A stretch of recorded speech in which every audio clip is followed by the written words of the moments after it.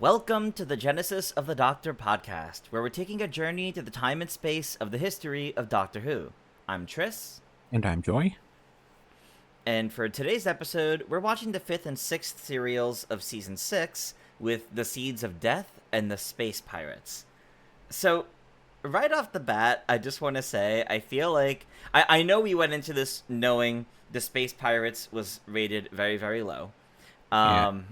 I don't remember where Seeds of Death rated, but I do know, at least compared to what we watched last time, I think I have more to say about these.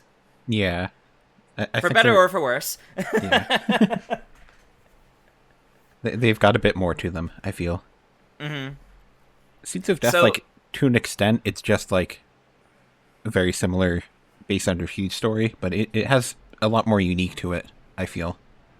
Yeah, I was gonna say the world building and everything going on in Seas of Death is a lot more interesting, and Yeah. it actually reminded me a lot more of stories we might see in the Fourth Doctor era kind of thing. It felt ahead of its time for the kind of execution for the story. Them putting soap bubbles everywhere. Yeah. A lot of outdoor scenes like that, or messy scenes like that, things that I feel like we wouldn't get until later on in the classic era.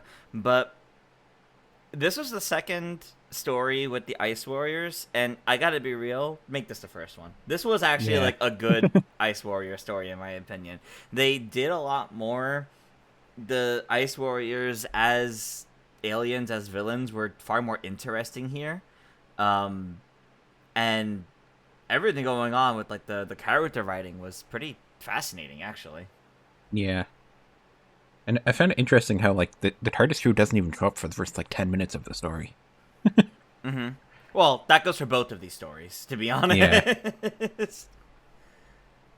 But they help set you up for, who all the local characters are first before we even see the TARDIS show up. Yeah. I do have one note that I noted, pretty much right away from the first episode, though, is that Miss Kelly feels very much like she was written to be, a companion, because she feels Yeah. a lot like Polly to me. There's a Yeah. lot of similarities, I feel like. Yeah, she was a good character. I quite liked her in this story. Mm-hmm.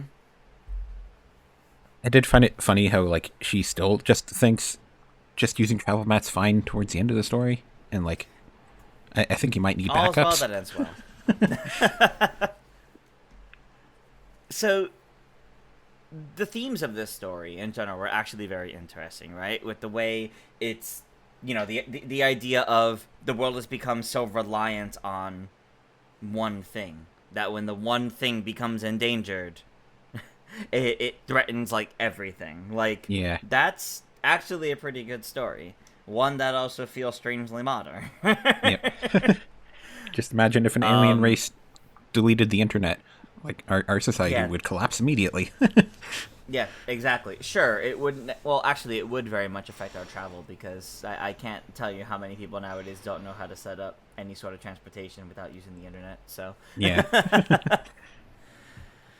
but yeah, it's definitely fascinating at how the premise to this is really just it's far enough in the future that rockets aren't used anymore because that's ancient tech at this point, because we're so far past that everything else uses this. But oh well, something went wrong, and what was their takeaway?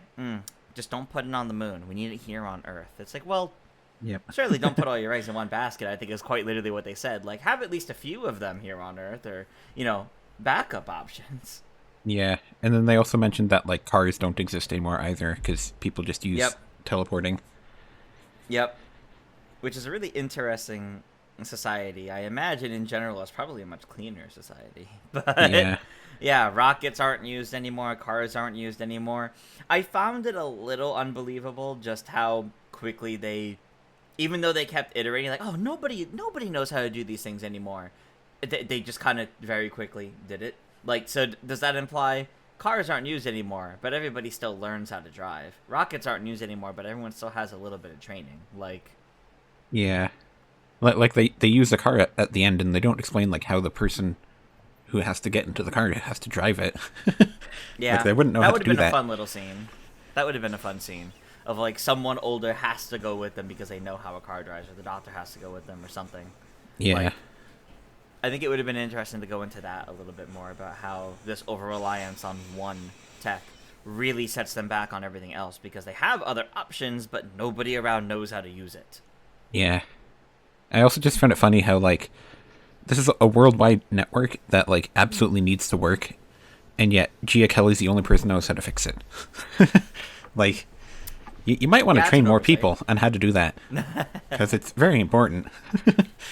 Yeah, that's a bit of an oversight on their front because, yeah, if anything happened to her, that'd be very bad. Yeah, but I guess that is, again, like real life. You know, Hmm. oftentimes you I don't have think, enough people trained on how to do stuff. yeah, that happens too much. But I do really think this story had a lot of really good character writing. Like all of the companions, all like the recurring characters throughout the story, really seemed like they had Yeah, a lot to do. Even though there was definitely a couple points where the doctor's like incapacitated and someone else has to do all the work, I think it worked out okay here because I think it gave everyone a chance to shine and it made the Ice Warriors feel all the more threatening. That yeah, they were able to take out the doctor a few times or leave him feeling helpless a few times. yep. And this is the final time where someone will be taking a vacation during a story. Because Mm-hmm. obviously, once we get to the Third Doctor era, it's like half as long that they're or doing it for. Yeah, So yeah, right. the Doctor takes a vacation halfway through the story, and that's the Which final explains time. why he's knocked out. Yep. And then they try to travel mat him into space, even though I don't know how that would even work, just because you need to have a receiving end, according to how Hmm. it works. But okay, I guess they just didn't worry about And that. Fushim even noted like he'd have to reprogram it to do that in the first place. Yeah. I did like Fushim too, though. Like he's a very well written character there, where he's so Hmm. scared of dying that he'll just go along with anything. Hmm. To the point where he knows he went too far and tries to rectify that.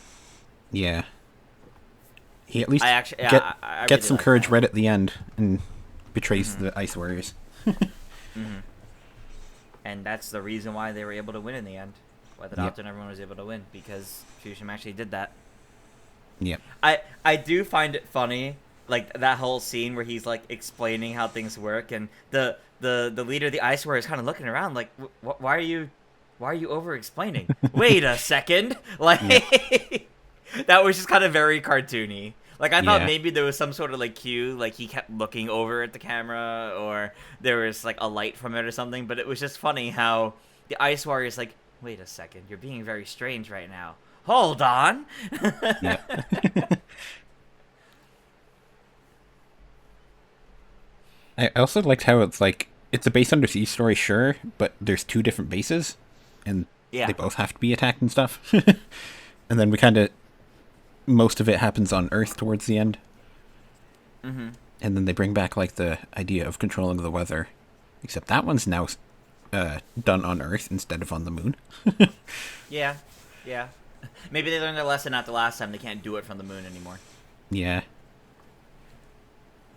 multiple times in a row you have whatever your moon base is doing, the aliens take over, so you have to stop putting it on the moon. Yeah, really. I think the idea of the seeds of death were so interesting too because like they clearly use some sort of like soap bubble foam for like what it actually was, even though they describe it as like a fungus and such. But I think it was really interesting how the idea of it is that it explodes and then it spreads its seed, so to say, and it grows like even more. There's even more of it, Yeah. though. I didn't quite understand how that's meant to be deadly to the people. It's like gaseous, basically, right? Like it's toxic. Yeah, well, the one guy that like grabbed it, it was like it took all the oxygen out of his body, is what it did. Right, right. It like killed them instantly by like taking all the oxygen out.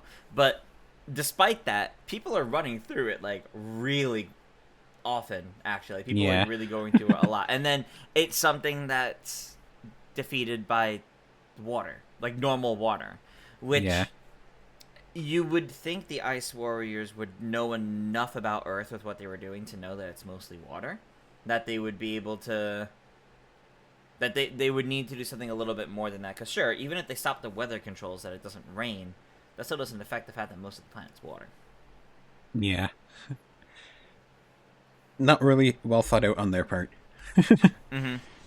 Especially how the rest of the forces were arriving. Oh, we're gonna home in on this one signal. Yeah. And then that doesn't work out for them. The way the Doctor stopped them too, like with that signal and went to confront them, that felt very modern Doctor, where he goes to confront them alone, and then the companion like tries to come to his rescue, kind of thing. Yeah. Knowingly, potentially, off to face his death. That felt very modern Doctor of him, and I actually really liked that scene. I think that did a lot for his Doctor, especially as we're coming up on the end of his Doctor. Yeah. I did find it funny though that he basically just helps them kill entire species. Mm-hmm. That's their big plan, is just kill all of them. Don't worry about it.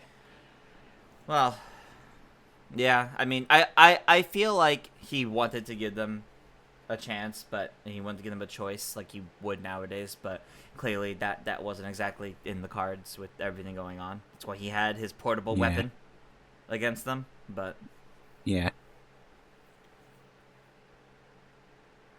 Good story, honestly. A good story.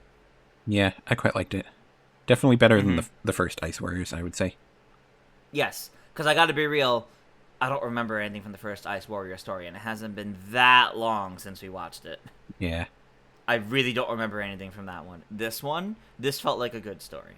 And there was a lot going on, there was a lot of tension throughout all of it, and the character writing was great. Yeah. Now, perhaps on the other side of things, that brings us to the space pirates. I would like to just make some notes that Seeds of Death is also like the last base under siege story for a while. I'm not sure exactly when it comes back, but like we're basically done with base under sieges for a little while now. Okay. And then according to like expanded universe material, Gia Kelly married Eldred, which I find very weird because like Eldred's like the old guy that works at the Space Museum. Yeah. And like I don't think those two would get along at all, which is very weird. Yeah. That is really odd. Yeah. I can imagine them like working together to create new tech, but yeah, I don't know. And then also, if you remember back when we watched The Massacre, I said that Clara Oswald replaced a character in that one, and yeah, Gia Kelly became a Clara as well. Apparently. Oh, wait, really? Yep. In that book they released in 2013, where they just like replaced people with Jenna Coleman, Gia Kelly was one of them. That's bizarre. Yeah. It's a very random choice for those, I think. Yeah, okay. Curious. Well, I mean, adds to the idea that some of the Claras lived full lives and didn't even realize they were echoes. Yeah. And then originally Jamie wasn't going to be in the story because he was planned to have left already. So originally they had like a different character in his place. But then Patrick Troughton convinced him to stick around to the end of the season so they'd all leave together. When would he have left? After the previous story? I think there was supposed to be like another story that just like the script fell through. Because there was supposed to be like a third Great Intelligence story where they went back to like Scotland soon after he had left. And then... Oh, okay. Yeah, he ended up staying there towards the end. Okay. And well, then just... I'm glad that didn't happen because I still like Jamie throughout these. Yeah. And then just the writers for those had like issues with the production team after the Dominators because apparently they were like fighting over the rights to the Quarks or something. So... Oh, okay. That script fell through. Yeah, that sounds like a mess. Yeah. It would have been weird, that story, though, because, like, they were going to bring back the Great Intelligence for the third appearance, but it would have been the earliest in the history of the world, so, like, would it... I'm not sure how that would have worked. Exactly. That's true. That's true, that would have been pretty weird. Yeah. Great intelligence just time travels, obviously. Yeah. I guess they probably would have just established that it can time travel. Mm-hmm. Yeah, I guess that's all Well, I have for Seeds of Death myself. okay. Overall, very good story. I enjoyed it. I didn't like love it. Like I wouldn't say it's like near the top of this season or anything or of this Doctor, but I did really enjoy it, and it's definitely a way better Ice Warrior story than the first one. Yeah, I agree. Now that brings us to the Space Pirates, which we went in knowing this story is far more divisive. Yeah. And we only have the loose cannon reconstruction and one surviving episode of this story. The one surviving episode helped a little. Yeah. The fact that the TARDIS crew doesn't appear until what, like 15 minutes into the first episode was kind of weird. It was kind of Yeah. losing me early on. I feel like this story is one that it really hurts it that it's a missing episode too, because like Yeah. I feel like it would be at least a bit more enjoyable if you could actually see what's going on, Yeah. and Especially with all the scenes set in space. yeah, especially because like these are just photoshopped images because they didn't have like screenshots of it. Right. But yeah, I didn't like hate this story, but it's definitely not the best. Yeah, it was pretty weak, I think. I didn't dislike it, but it definitely took until, like, halfway through to really start interesting me. Yeah. Like, I really did like, the surviving episode, like, seeing, like, how the TARDIS crew was, like, trying to get out of the situation they were in, you know, with Yeah. all the different pieces of the spacecraft, like, blowing apart and going different directions. I loved the scene with the magnets and like the Doctor explaining how magnets work, and he's like, "Here, Jamie, try it." Like, there's and then seeing Jamie like play around with the magnets. That was actually hilarious. I love that Yeah. little scene. Like I think I liked the story just because like it's unique, and we don't really have a lot of unique episodes to this point. Yeah, Where like the base undersea stories all feel the same, the alien planet stories all feel the same, and this Yeah, one's at least doing that's something true. different. it is, and I think Clancy was an interesting character. Yeah. I actually really liked him. I liked how like kind of sarcastic he felt the whole time. Yeah. Very like Western American character in the middle of all of it. Yeah. Apparently, It's very silly. the intention was for it to basically feel like it's a Western story in space. So Yeah. they just made Clancy like literally a Western character. Yeah. And I he think was so what I good. really liked about that is it really did a lot of like heavy lifting for like the world building of what this sector of space in this future is like. Like Yeah. it's so casual. This man is just like a typical like Western American man, like American Western man just out in space, Yeah. yeehawing it up to the stars. Like that's it, and that's great actually. Yeah. And he has like the oldest rocket you can possibly have. Yeah. Like there was something that felt special about that, and I actually really liked that. Yeah. And I liked the time where he's like, there's 100,000 things I don't understand, but I don't stand around asking full questions about them. I just do something. When Says a lot about who he is. Zoe's asking for explanation. He's just like, yeah, just do something. Don't worry about it. Great. Yeah, he's a very Like- entertaining character. He's very entertaining, but I also really liked the way he interacted with the TARDIS team a lot. Yeah. Not that I want him in the TARDIS, but I think he had great banter and great interactions with them. Especially like later on, where like they weren't sure if they could trust him, and he's just like, "Well, like obviously I know you can't trust me, but like come on." Yeah. Like he was completely understanding of that. It was like the funniest thing. Yeah.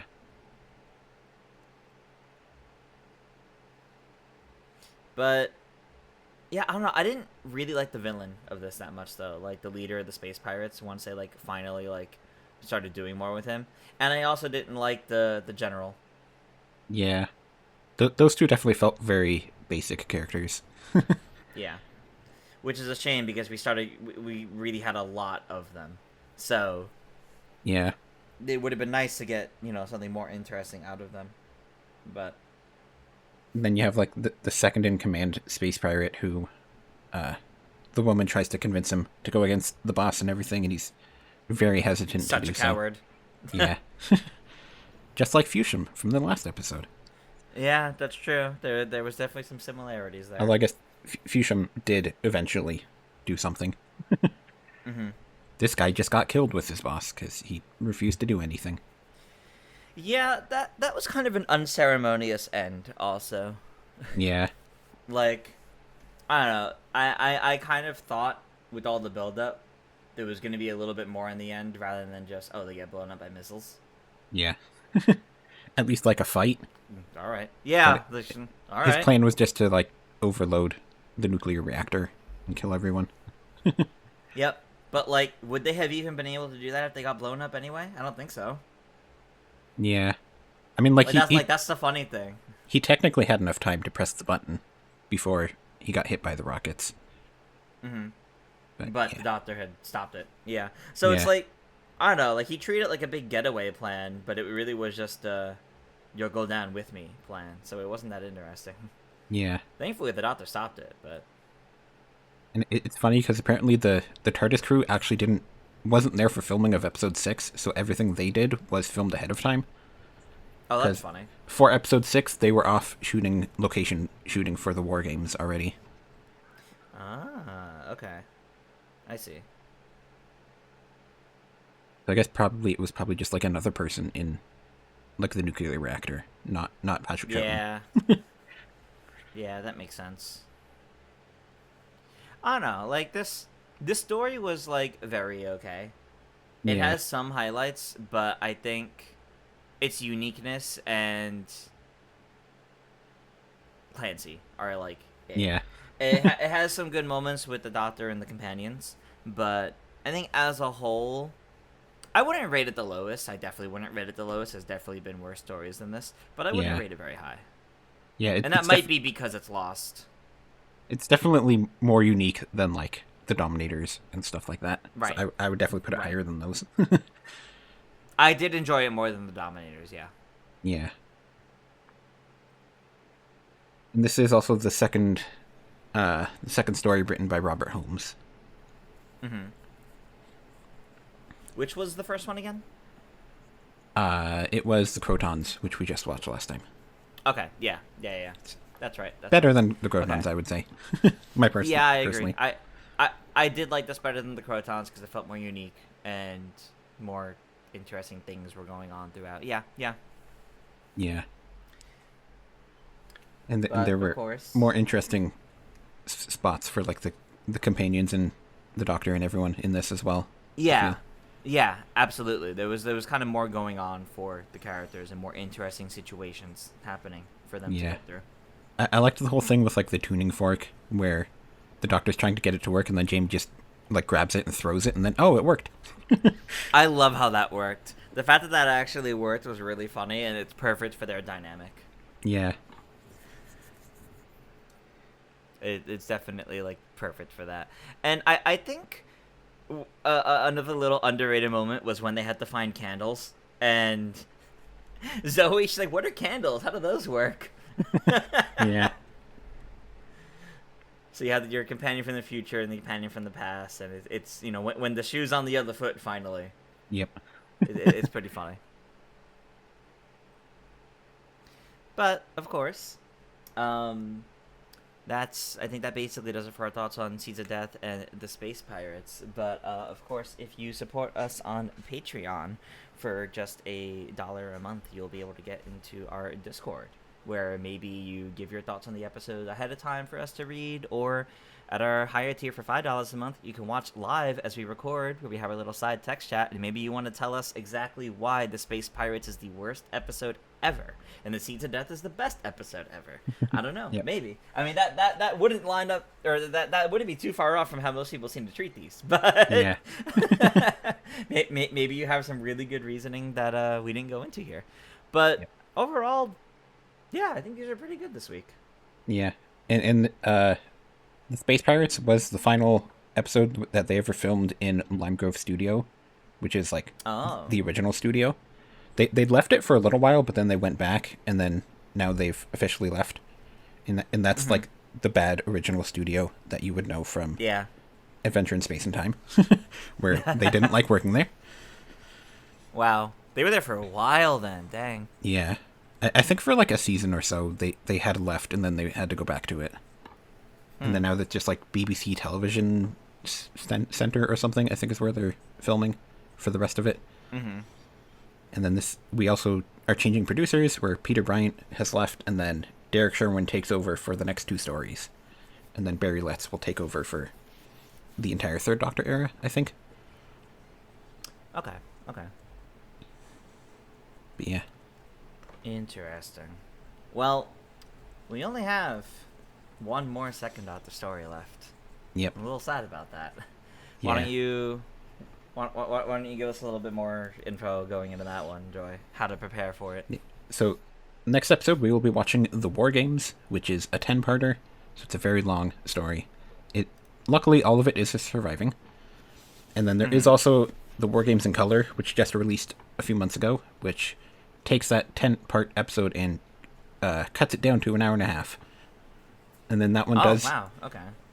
It makes a few changes in there. Like, there is a proper regeneration scene in that, and a couple other things that it changes here and there. And yeah. So there's a 10-parter, and then there's also the severely cut down colorized version. Yeah, I wonder how well the cut down version is. I guess, well, ideally we watch both versions and we talk about those next time. But it's interesting, right? Like, now heading into the end of the Second Doctor, like, we've seen most of his legacy now, and thankfully the War Games is like all surviving. Yeah. So we get to end on a high note. This was our last loose cannon reconstruction that we just watched. I'm glad that they did it, but it's definitely not like the best way to watch episodes of television. Yeah. It's like it makes you better appreciate the audio stories, I think, because the audio stories do pretty well being made for that, whereas here loose cannon reconstructions, I mean, these episodes were not designed to be audio stories, so that's why you have like the little like sliding subtitles for what's happening that they can't like that you can't just surmise from hearing. Yeah. So it's definitely interesting that we have so many of these episodes preserved as audio dramas when that's not really what they're meant to be. But it was better than skipping them, I think. Yeah. So. And Loose Cannon was doing this from... They started doing it in 1997, and then they finished it in 2015. So it's kind of impressive that they were doing that without, like, modern technology. Yeah. Wow, okay. That is actually pretty impressive. Yeah. And it says a lot, too, about, like, the restrictions they had. Because it's not like they were doing these all within the last 5 years, right? Like, there's definitely a lot they had to work around. But I would be interested in getting, like, an animated version of the Space Pirates. Yeah. I think that would improve its reputation a lot. I agree. I mean, hopefully all the lost episodes, all the ones that we've had to see through Loose Cannon Reconstruction, hopefully eventually they all end up being animated. Yeah. I think Russell T Davies is very much a fan of, like, bringing back all the old stories like that. So I feel like they'll be investing a bit more into that. Here's hoping, because, I mean, it's, the fact that majority of these were from Second Doctor era, in terms of, like, the lost episodes, because at this point, most of the First Doctor ones have been restored or animated. There's still a few, of course, but it really is, like, some of the earliest legacies of the show. So it really would be good to make sure we have access to all of them, especially if they ever end up using any ideas from any of these again, right? Like, like they clearly are interested in doing. So, like the Toymaker. We got Toymaker back, and then the next animated episode was the Toymaker. Exactly, and that worked out. Oh, and they have been a good way to watch that. They have been putting Doctor Who Unleashed on the Doctor Who YouTube channel, I noticed. Yes, they have. Very nice to have that. Yeah, so now we can finally watch the behind the scenes. I imagine when season 2 drops, we're not gonna get those so early on. Yeah. Given that we're getting all the season 1 ones in the lead up I mean, to season 2, yeah, they probably gonna did be a just while. post Joy to the Worlds one like They did. yesterday though. So like maybe we'll get it a bit sooner cuz that was only 3 months ago. That's true. So it's That's true. possible that It this might be a case of it, we don't get them right when it drops online, but like yeah. maybe like after the whole season ends, maybe like a few months later they start dropping them online. Yeah. It's nice to just have those easily accessible outside of Britain though. Cuz Yeah, there was no way to watch it outside of Britain until now. yeah, exactly. It's nice to actually have access to this. But I did want to ask you, in kind of this period, now that we've talked about the episodes, we know what we're going into for the next episode, and we're kind of in this period of time before the new season of modern Doctor Who. And we're getting a little bit of news here and there, some more casting announcements, some random little like TV trailers. How are you feeling heading into this new season? Because I've been noticing online, though we're getting marketing, like we're getting the Doctor Who Unleashed posted, we're getting these new little trailers, it doesn't feel like it's being pushed as much as season 1 was in the lead up to it. I don't know what exactly it is, but I kind of like had to keep reminding myself, right, it's coming back like really soon. Yeah. Personally, I've kind of been behind on like keeping up with marketing for a lot of stuff, mostly just because Mm-hmm. like I'm not on Twitter anymore, and that's where like they do a lot of Right. stuff on social media. Yeah. So like I've been kind of behind on a lot of stuff in that regard. Mm-hmm. Yeah, I kind of feel like since season 1 wasn't the big success Disney Plus wanted, they're probably not. They probably don't have as much money for marketing right now. I have to assume. Yeah, that might be it, which is unfortunate because like I mean the season looks great, but yeah, there's just kind of that like weird feeling of it's coming back, it's going to be exciting, but it feels like there is a less excitement in general, like there's less air Yeah. of excitement from the production itself for Yeah, like this. last year. And I hope that's not a bad sign. I hope that's not a bad sign. Last year they did like a whole tour around like North America and stuff with the stars and everything. Exactly. I don't think that's been going on. No, well, I think when they did that, that was in like the week or two lead up to the premiere, so Yeah. that could still happen. Yeah. Maybe even by the time this episode comes up, that could already be happening. I don't know. I'm I'm hopeful that something like that happens, and we see they start to promote it more once it's within like a week or two period of it coming out. But right now, like based on what they've shown, what they've done, if you told me it wasn't coming out until June, I'd be like, yeah, okay. Hey, wait a second. Like, Yeah. it doesn't feel like we're about to start getting brand new episodes again.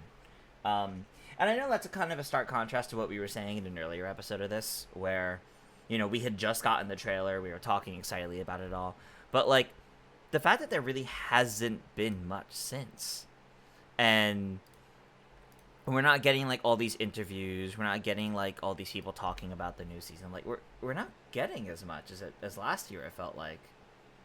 Yeah. I guess it kind of makes sense though, just because like last year was like the start of a new era of the show, so it kind of makes sense Yeah. they'd be like a bit more behind on it this year. Yeah, I guess that's true. I guess like production wise, higher ups, they also might be focused on trying to make sure season 3 actually happens. Yeah. Probably So they might desperately trying to they might talk be to a little Disney. busy.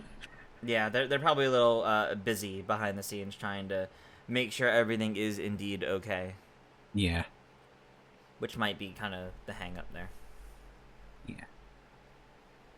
Yeah, I guess when we post our next episode, that will be not this episode, but the one after that. It will be premiere date for the new season. Yeah.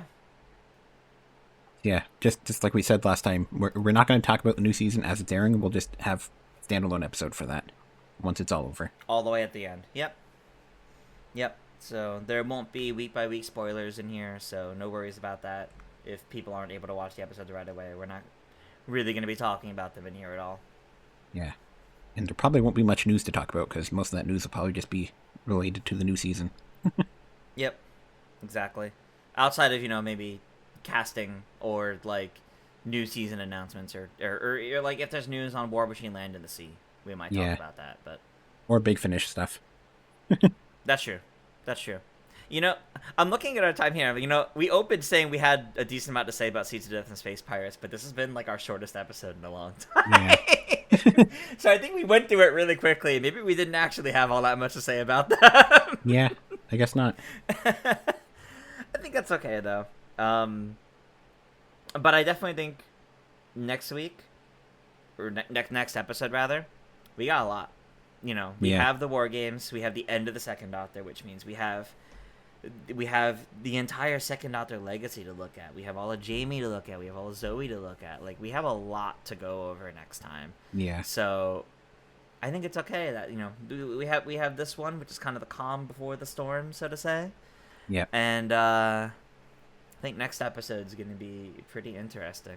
And we might even update our Doctor rankings to see where 2 fits in. Yeah. I don't even remember how I ranked the first, where I put the first one. I should have written that down somewhere, but I don't remember where I put that on. I also should have, but I remember also saying I feel that my Doctor ranking changes so much all the time anyway. Yeah. So I think it's just more of a case of how much did we like the Second Doctor, and hopefully he has a strong end in the War Games.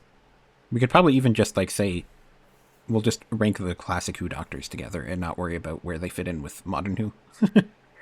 That might be That's easier. true. Just say That's if we like true. We're ranking- second more than first right now. Yeah, we'll save the answer for that next time. I'm sure we might have some pretty in-depth reasonings for those too. Yeah. All right. And then But that's gonna do the it. War Games is There you basically go. like a soft reboot. Like the Third Doctor is basically a soft reboot of the whole show. Like everything changes. Oh yeah, yeah, that's true. Total- It basically is. Yeah. All the companions are gone, and then like it's in color now, and the whole production is different and everything. Mhm. And then we're Yeah, stuck on I mean, Earth. it makes sense in that case. Stuck on Earth for three seasons of his, I believe. So, And yeah. yet the Third Doctor is still a fan favorite, so clearly it's not going to be that much of a bad thing. Yeah, I mean, I can understand why they did it, just because like from what we've been seeing, they started to run out of ideas. I feel for what they were doing already, where like the Alien Planet stories are too similar, Base Undersea stories are too Yeah. similar. Like there's completely shaking up like the whole idea of the show. I feel like definitely had to happen at this point. Yeah, and it makes sense to do it with the start of a new Doctor instead of in the middle of a different one. Yeah. Like, I think that the Second Doctor's biggest fault is that, like, there's not that much, like, unique stories in here, is the problem. Mm-hmm. The First Doctor had a lot of those because they had the historical still, and, like, Right. every different historical felt very different from all the other ones. So then they got rid of those. For the and most then- part, yeah. Yeah. But yeah, I'm looking forward to the Third Doctor when we get there. Yeah, and I'm looking forward to seeing how they end out the Second Doctor. I'm hoping it's a strong end. I'm hoping it's well loved, and I hope it'll be Yeah. a good time. Yep. Well, then, as a reminder, make sure to watch the War Games before our next episode. You can find that on BBC iPlayer or Tubi TV in terms of the old surviving ones. As for the colorization that released not too long ago, might be a little bit different to find that one if you don't just like, it is buy on BBC. It's on BBC iPlayer. If you're not, Oh, it in, is. Okay. Yeah, if you're not in Great Britain, there's no official way to watch it, but you can try to find it somewhere. Well, and if you support us on Patreon for just $1 a month, you'll gain access to our Discord and early access to these episodes. I have been Tris. You can find me on social media at ToonTris. And I've been Joy. You can find me at Joy Content. And we'll see you next time. Bye. Bye.